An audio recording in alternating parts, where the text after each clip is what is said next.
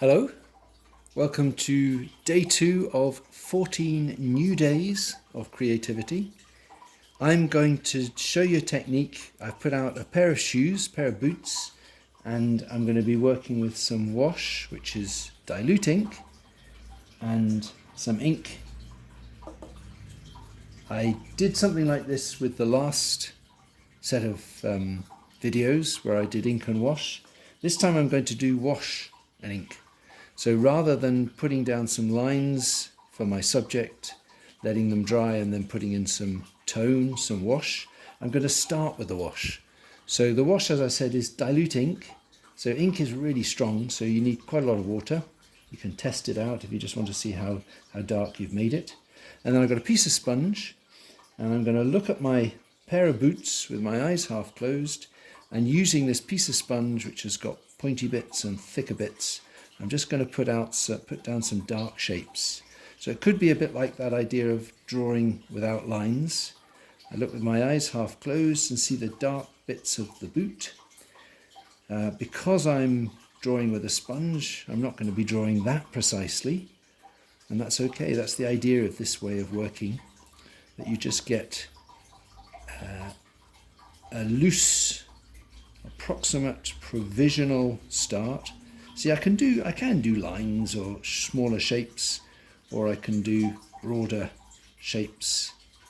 And my boots are sitting on the table with the light coming in from the window. So there's a light side and a dark side. There's a bit of a shadow as well on that side and that side. So this is to show you a fairly approximate technique. Approximate in that you start loosely and then you gradually refine your drawing. The wash actually is quite quick to do. It's meant to be a single strength, and the idea of looking with your eyes half closed is also very helpful because you can see where the light and dark shapes are. But with this combination of a single strength wash and the sponge, you're not going to do anything too fiddly. So that's the first thing to do. And rather than make you wait for that to dry, I already did one, so I'll put that aside. And now that I've got some dry wash, and actually I used a bit of Quink here, so Quink black ink is quite interesting because it starts to break up. But I've now got a pot of undiluted ink. I've got a dry wash drawing. And now with my sharpened stick, you could use the end of a brush, I'm going to start drawing into this pattern of wash. And as I already explained, because I'm working quite loosely with a piece of sponge, a lot of these shapes won't be in exactly the right place. But that's okay, I just redraw with the line of the stick. And it's probably worth working to a certain extent with an outline. Let's get from the top of the boot all the way down to the end here. But what you'll find fairly quickly is that because you've got this pattern of wash down, there's already something to work with. So you'll find that you can often do less line drawing, because the line really defines things, doesn't it? It makes them stand out, it makes them clearer. But because you've started with the wash, you'll probably need fewer lines to explain things.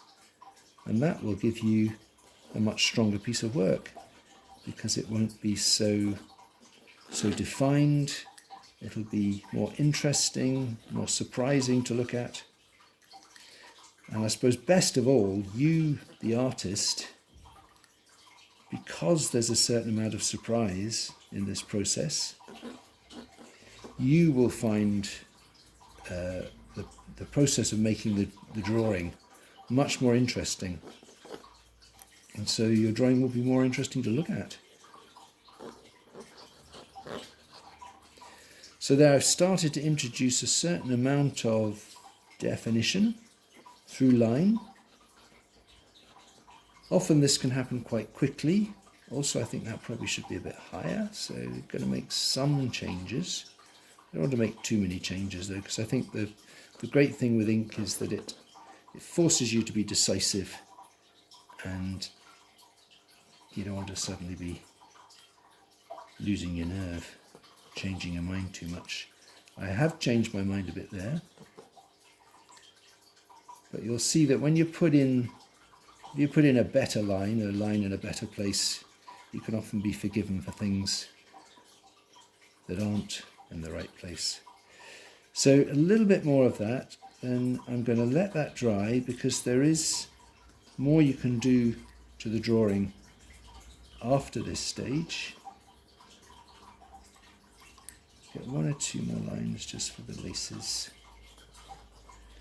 because there's a couple more things I could do. I could let this dry and do a bit more wash. I could also put some chalk on, and I'd like to quickly show you how you can use wax as well as part of the whole process.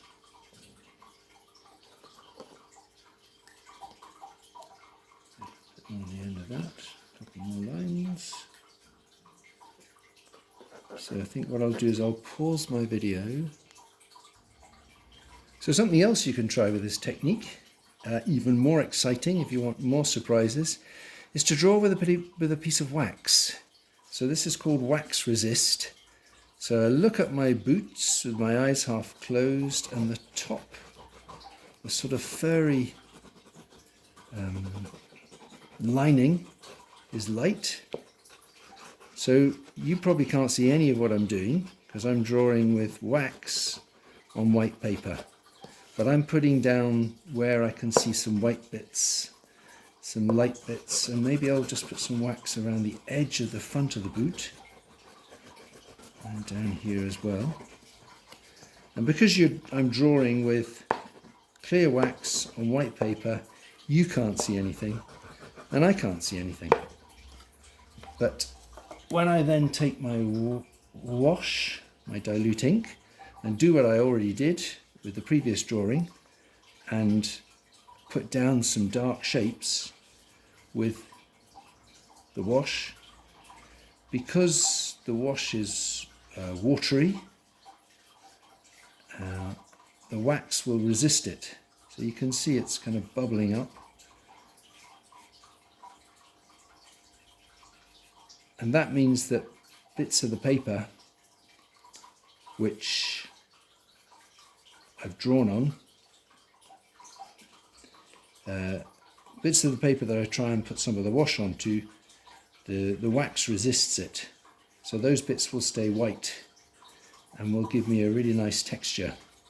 So I'll do some shadows over there as well. So I'll let that dry a moment, and then I'll put some lines into it. But you see that it's already giving it a whole interesting texture. Instead of flat areas of wash, I've got much more interesting textures which will look good when I put some line into them. So let's put that aside. And I said that I would do a little bit more to this one. The ink's almost dry. I could blot it a bit to dry it some more, but I'm going to do a little bit of wash on one of them. So I think now that I see, and I was doing a bit of correcting, wasn't I? So I might just add a bit more wash to this bit here.